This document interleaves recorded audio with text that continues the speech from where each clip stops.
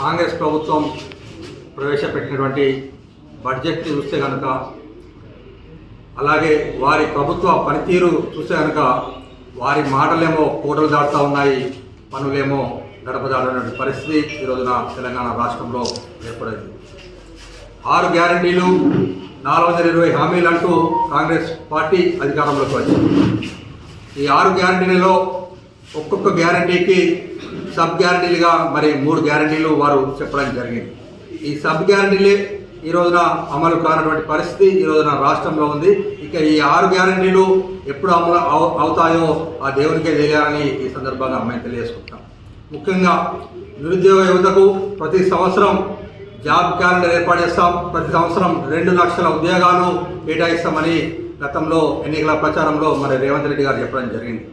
మరి 27 నెలల పాలన పూర్తి చేసుకున్న ఈ కాంగ్రెస్ ప్రభుత్వంలో ఇంతవరకు కూడా కేవలం 15,000 ఉద్యోగాలు మాత్రమే ఈరోజున కాంగ్రెస్ ప్రభుత్వం నిరుద్యోగ యువతకు అవకాశం కల్పించిందని ఈ సందర్భంగా మేము తెలియజేస్తున్నాం. మిగతా 50,000 ఉద్యోగాలు మన బీఆర్ఎస్ హయాంలో రాత పరీక్షలు నిర్వహిస్తే వారికి నియామక పత్రాలు ఈ కాంగ్రెస్ పార్టీ అందించి ఆ ఉద్యోగాలు కూడా మేమే ఇచ్చామని ఈ రోజున కాంగ్రెస్ పార్టీ సిగ్గు లేకుండా మరి చెప్పుకునే పరిస్థితి ఈ రోజున రాష్ట్రంలో ఏర్పడ్డాయి.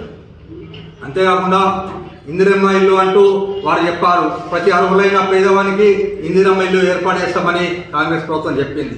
గత బడ్జెట్లో సుమారు 56,000 కోట్ల రూపాయలు గత బడ్జెట్లో మరి వారు కేటాయించడం జరిగింది.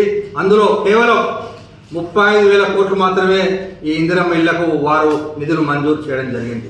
మరి ఈ సంవత్సరం ఇంకా 7,000 కోట్లు తగ్గించి కేవలం 50,000 కోట్లు మాత్రమే ఈ రోజున కాంగ్రెస్ ప్రభుత్వం ఇందిరమ్మ ఇళ్లకు మరి బడ్జెట్ కేటాయించిన విషయం ఒక్కసారి ప్రజలు ఆలోచించాలని మేము విజ్ఞప్తి చేస్తూ ఉన్నాం. రైతు బంధు లేదు, రైతు బీమా లేదు, రైతు భరోసా లేదు, వృద్ధులకు ఇస్తానటువంటి పెన్షన్ లేదు, మహిళలకు 2,500 తులం బంగారం, ఇలా చెప్పుకుంటూ పోతే ఈ రోజున అన్ని వర్గాల తెలంగాణ రాష్ట్రంలోని అన్ని వర్గాల ప్రజలని ఈ రోజున కాంగ్రెస్ ప్రభుత్వం మోసం చేసిందని ఈ సందర్భంగా తెలియజేసుకుంటున్నాం. అలాగే గత బడ్జెట్లో కేటాయించినటువంటి రైతు భరోసా నిధులు కూడా పూర్తి స్థాయిలో అవి నిధులు కేటాయించని దుస్థితిలో ఈ రోజున కాంగ్రెస్ ప్రభుత్వం ఉంది. రైతుల నోట్లో మట్టి కొట్టిన ప్రభుత్వం ఏదైనా ఉందంటే అది కేవలం కాంగ్రెస్ పార్టీ అని ఈ సందర్భంగా తెలియజేసుకుంటున్నాం. అలాగే మూసీ సరోవర్ ప్రాజెక్టు అంటూ ఈ రోజున మరొకసారి పేద ప్రజల గొంతు నొక్కే పరిస్థితి కాంగ్రెస్ ప్రభుత్వం చేస్తూ ఉంది. అసలు మూసీ ప్రక్షాళన, అసలు మూసీ నదిలో కాలుష్యాలు ఎక్కడ కలుస్తున్నాయి, ఈ మురుగునీరు ఎక్కడి నుంచి వస్తుంది, మరి దాన్ని చూసుకొని మరి దాన్ని నివారణ చర్యలు ఏంటో మొదట ఏర్పాటు చేసి తర్వాత ఈ పేద ప్రజల ఇల్లు కానీ ఇంకా వేరే విషయాలు ఉంటే కాంగ్రెస్ ప్రభుత్వం చూడాలి. కానీ ఈ రోజున మొట్టమొదటినే ఈ పేద ప్రజల ఇల్లు కూల్చేసి పేద ప్రజలను కూడా గొంతు నొక్కుతుంది ఈ కాంగ్రెస్ ప్రభుత్వం. కాబట్టి దయచేసి ప్రజలు ఆలోచించాలి.